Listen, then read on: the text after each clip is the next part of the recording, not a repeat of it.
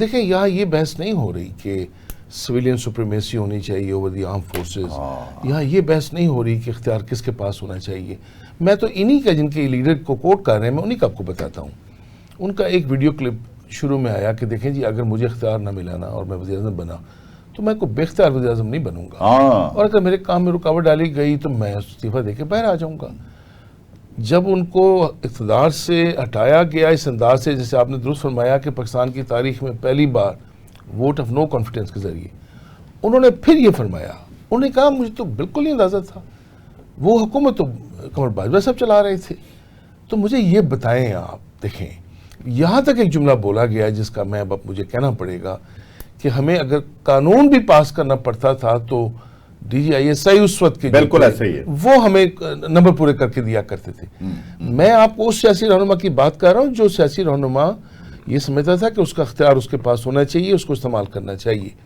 میری گزارش یہ ہے کہ یہ حمام جو ہے نا, اس میں یہ اگر آپ سمجھیں گے کہ کوئی اس میں سے کوئی پوتر ہے, سیاست دانوں نے اگر یہ غلطیاں نہ کی ہوتی, مجھے یہ بتائیں سیاست دانوں کو اس بات سے کس نے روکا تھا کہ آپس میں اتفاق کرتے؟ بالکل ٹھیک. اور اس بات سے کس نے روکا تھا کہ وہ کوئی انتخابات کو شفاف بنانے کا, منصفانہ بنانے کا مل بیٹھ کے کوئی طریقہ ڈھونڈتے؟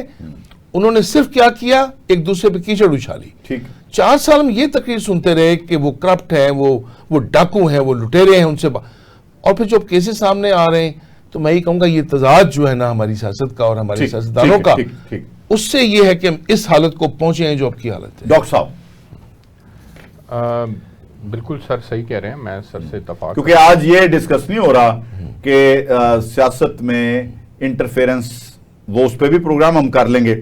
آج یہ ڈسکس ہو رہا ہے کہ جو آئین اور قانون ہے اس کی سپریمیسی تھی نا, کہ حالانکہ ویسے بھی ریزائن لیا جا سکتا تھا عمران خان سے, باقاعدہ اسمبلی توڑی جا سکتی تھی. مجھے سر آپ سے ایک سوال ہے. جی جی پلیز. جو سوال سر نے بھی اٹھایا, وہ یہ کہتے تھے کہ سر آپ جواب دینے کے لیے بیٹھے ہیں, بے اختیار ہوا, پی ٹی آئی والے نے رویہ اختیار نہ کرو سر.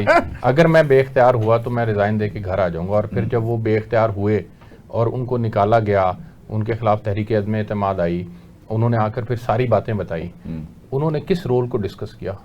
فوج کے اسٹیبلشمنٹ کے پولیٹیکل رول کو ڈسکس کیا. بالکل, کہ جب پاکستان کا وزیر اعظم ہو تب بھی وہ پولیٹیکل رول ادا کرتے ہیں, جب نہ ہو بنانے کے لیے بھی پولیٹیکل رول ادا کرتے ہیں. ٹھیک ہے, تو اس وقت انہوں نے معافی مانگنی چاہیے تھی, ساتھ بڑا درفت نواز شریف سے سر کہ میں اعلی کار بنا نواز شریف کے خلاف, پھر میں بڑا آدمی مانتا ہوں. معافی مانگنے کا طریقہ کار کیا, اعتراف کر لینا کہ پولیٹیکل رول موجود تھا, یہ ایک معافی کی ایک شکل نہیں ہوتی. لیکن وہ یہاں یہ تھا, سوال یہ ہے میرا کہ نواز شریف مجرم تھا. میرا سوال یہاں پر یہ ہے کہ جو پولیٹیکل رول اس وقت ادا کیا جا رہا تھا, کیا وہ آج نہیں ادا کیا جا رہا؟ میں تو بڑے سر دیکھیں, نہیں بالکل ہے, کوشش کر رہا ہوں کہ ضرورت پر ظاہرہ کر کے بات کریں. آج تو شہباز شریف اس بات کو مانتے ہیں سہیل ہائیبرڈ نظام ہے اور اس کو ہم لے کے مل جل کے آگے چل رہے ہیں. سہیل وہ ایک پیج ہے نا, پہلے بھی ایک پیج تھا, اب بھی ایک پیج ہے.